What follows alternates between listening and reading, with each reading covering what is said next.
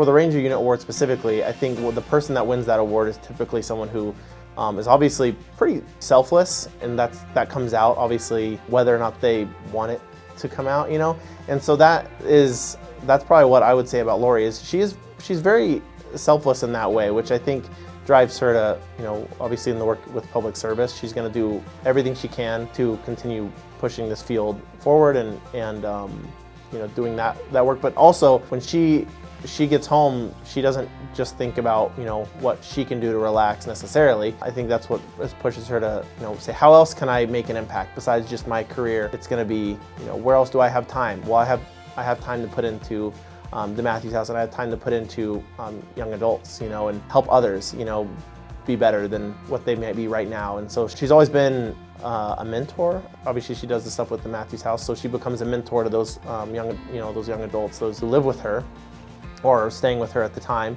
But also, you know, that comes into the work she does as well, where she does a lot of mentorship and with the folks who work with the Office of Emergency Management.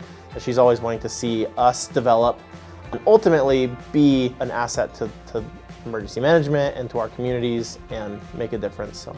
Lori volunteered at the host home program at the Matthews House for about 6 or 7 years. The host home program was a program that was supporting young adults 18 and over, 18 to 21, who were experiencing homelessness or who were at risk of homelessness. So I got volunteers out in the community, and Lori was one of those who volunteered to open up her home and open up her heart to young adults who were in need of that safe space. Lori was a volunteer who just brought a young person into her home. They would live with her for a certain amount of time, and she would help them sometimes with life skills and things like that, but really it was about providing that space for the young person to be able to just have a roof over their head, have what they need, so that they could then continue to develop on those life skills of finding a job with additional support from the Matthews House as well. I think something that I have found, especially when I was working with young people at the time, is that they don't want you to sugarcoat, they don't want you to say things that are disingenuous, they just want you to be honest and real, and Lori is definitely that, in the best sense, in a sense of holding young people accountable for what they're doing or what they're saying they're doing, but also in being able to encourage young people and to identify their strengths. So I really appreciated that about her. Lori just also has a heart of service. Like, she just wants to give back and encourages others to do that as well. So I just see that in her, and granted it's through the host home program solely, but you see that that encompasses her value.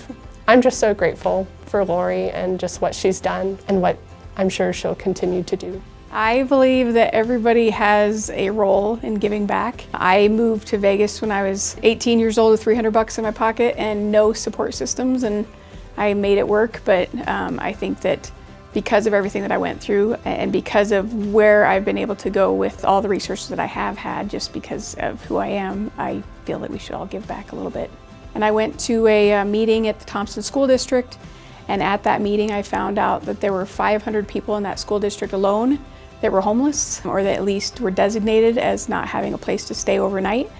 And that number just stuck in my head, and that caused me to start kind of looking into, you know, how can I help that? Because I have a house and I have a room that's available. So I looked into foster care, went through the foster care training program, and then from there, Matthews House came to that training program and talked to us. And I was worried about foster care because with my job, I can't do young kids. My schedule wouldn't allow it. So the host home program was a really good medium ground where it's really adults who just need some extra assistance. We have great networks here. We have people who are always looking to help. So I just think we live in a really good community.